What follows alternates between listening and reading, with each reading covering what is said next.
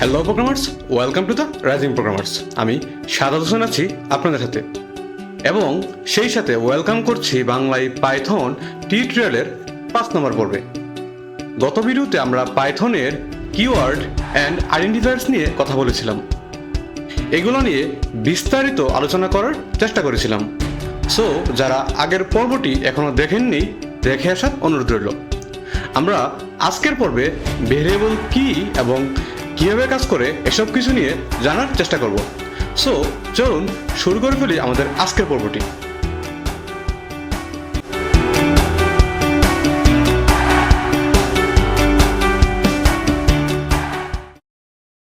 মনে আছে আমরা পিচ্ছিকালে যখন বীজগণিত শিখতাম, তখন আমরা চলকের সাথে খুবই ভালোভাবে পরিচিত ছিলাম। চলুন আমরা উদাহরণ হিসেবে বীজগণিতের একটা অঙ্ক দেখে ফেলি। এখানে যদি x = 5 হয় ও y = 10 হয়, তাহলে x + y = কত? মনে আছে এরকম কত অঙ্ক আমরা নিমিষেই শেষ করে ফেলতাম। চলুন আমরা এবার এই অঙ্কটার সলিউশন দেখি।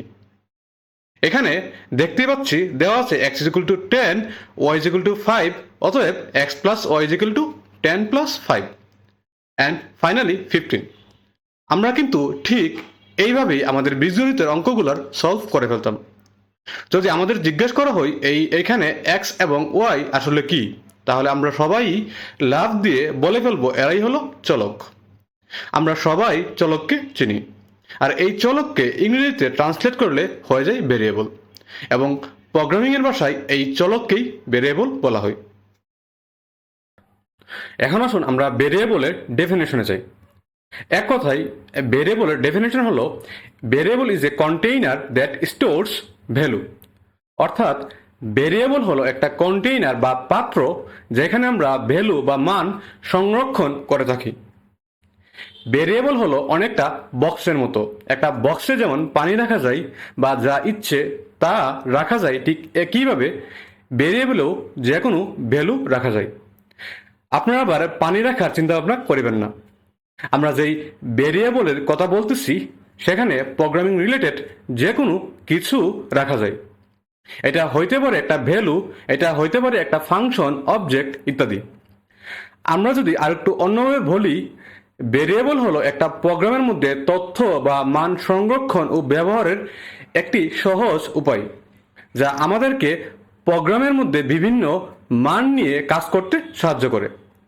এখন আসুন কিভাবে ভেরিয়েবল লিখতে হয়। আমরা VS কোড ওপেন করে ভেরিয়েবল লিখব এবং বোঝার চেষ্টা করব। সো চলুন VS কোডে যাওয়া যাক। আমরা একটা ফাইল ক্রিয়েট করব, যেটার নাম দিলাম variables.py। variables.py। ফার্স্টে ভেরিয়েবলের সিনট্যাক্সটা দেখা যাক। আচ্ছা, এটা দেখার আগে সিনট্যাক্স কি এটা একটু বলি, কারণ যারা প্রোগ্রামিংয়ে একদমই নতুন তাদের কাছে সিনট্যাক্স ওয়ার্ডটা একদমই নতুন। সো এক কথায় সিনট্যাক্স হলো একটা প্রোগ্রামিং ল্যাঙ্গুয়েজের নিয়মকানুন, যা সেই ভাষায় সঠিকভাবে কোড লেখার জন্য মেনে চলতে হয়। এক্ষেত্রে পাইথনে আগে থেকে তারা কিছু নিয়মকানুন সেট করে রেখেছে, আমরা ওই অনুযায়ী কোড লিখব। সো চলুন ভেরিয়েবলের সিনট্যাক্সে যাওয়া যাক। ফার্স্ট নেম অফ ভেরিয়েবল, তারপর ইকুয়াল চিহ্ন, তারপর ভ্যালু। এটাই হলো ভেরিয়েবলের সিনট্যাক্স। আচ্ছা, ভেরিয়েবল লেখারও কিন্তু কিছু নিয়মকানুন আছে। মনে আছে আমরা গত ভিডিওতে আইডেন্টিফায়ার নিয়ে কথা বলেছিলাম। এই আইডেন্টিফায়ার লেখার যে নিয়ম, ভেরিয়েবল লেখারও একজ্যাক্ট সেম নিয়ম, কারণ ভেরিয়েবল আইডেন্টিফায়ার্সের প্রকারভেদই বলতে পারেন। আইডেন্টিফায়ারের ক্ষেত্রে যেমন নেম স্টার্ট হইতে হবে লেটার বা আন্ডারস্কোর দিয়ে, ঠিক তেমনি ভেরিয়েবল নেমও লেটার বা আন্ডারস্কোর দিয়ে লিখতে হবে। আইডেন্টিফায়ারের ক্ষেত্রে যেমন আইডেন্টিফায়ার নেম নাম্বার দিয়ে শুরু করা যাবে না, ঠিক তেমনি ভেরিয়েবল নেম ও নাম্বার বা ডিজিট দিয়ে শুরু করা যাবে না। চলুন আমরা একটা ভেরিয়েবল লিখে ফেলি। My underscore age then equal to 26। So আমরা ভেরিয়েবল লিখে ফেললাম। এখানে মাই এইজ হলো ভেরিয়েবল নেম আর 26 হলো এটার ভ্যালু। আমরা মাই এইজ ভেরিয়েবলে 26 স্টোর করলাম। এখানে ইকুয়াল টু চিহ্নটাকে প্রোগ্রামিংয়ের ভাষায় অ্যাসাইনমেন্ট অপারেটর বলে। এখন অপারেটর বা অ্যাসাইনমেন্ট অপারেটর কি আমরা সামনে জানব। আপাতত এটা জেনে রাখেন যে এটা একটা অ্যাসাইনমেন্ট অপারেটর। চলুন আমরা এটা প্রিন্ট করে দেখে নেই। প্রিন্ট, তারপর প্যারেন্থেসিস, তারপর এটার ভিতরে আমরা ভেরিয়েবল নেমটি দিয়ে দিলাম, এখানে মাই এইজ। এখন আমরা এটাকে রান করে দেখে নেই। আমরা ভিউ থেকে টার্মিনালটি ওপেন করলাম, তারপর পাইথন, তারপর ফাইল নেম, আমাদের ফাইল নেমটা হলো variables.py। আমরা এন্টার প্রেস করলাম।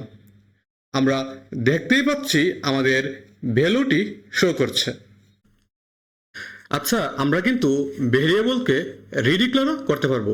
আমরা আবার লিখলাম my underscore age is equal to 58। এখানে মাই এইজের আগের ভ্যালুটি ছিল 26, আর এখন আমরা মাই এইজের ভ্যালু আপডেট করে 58 দিলাম। এখন আসুন আমরা এটাকেও প্রিন্ট করে দেখে নেই। প্রিন্ট দেন অ্যাগেইন মাই এইজ। আমরা এটাকে কন্ট্রোল এস দিয়ে সেভ করে নিলাম। তারপর আমরা এটাকে রান করব। পাইথন দেন variables dot P Y.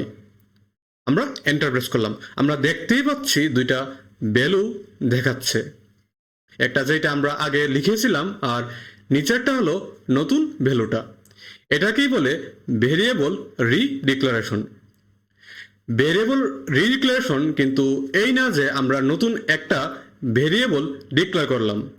Variable রিডিক্লারেশন হলো আমরা আগের ভ্যালুটাকে আপডেট করলাম, মানে ভেরিয়েবল নেম একই থাকবে, এটার জাস্ট ভ্যালুটা পরিবর্তন করলাম।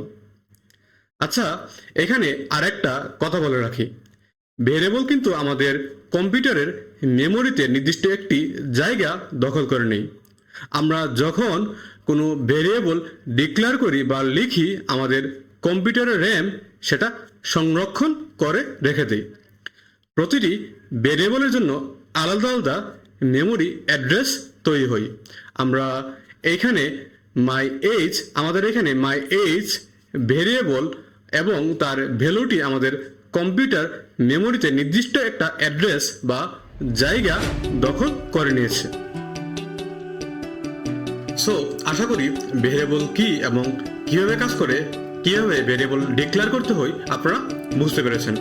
আমরা সামনে আমাদের প্রোগ্রামে আরো অনেক ভেরিয়েবল লিখব এবং আরো ভালোভাবে আমরা জানবো। So that's for now. দেখা হবে পরের পর্বে। সবাই ভালো থাকবেন, সুস্থ থাকবেন এবং সবাইকে নিয়ে সুন্দর একটা জীবন উপভোগ করবেন।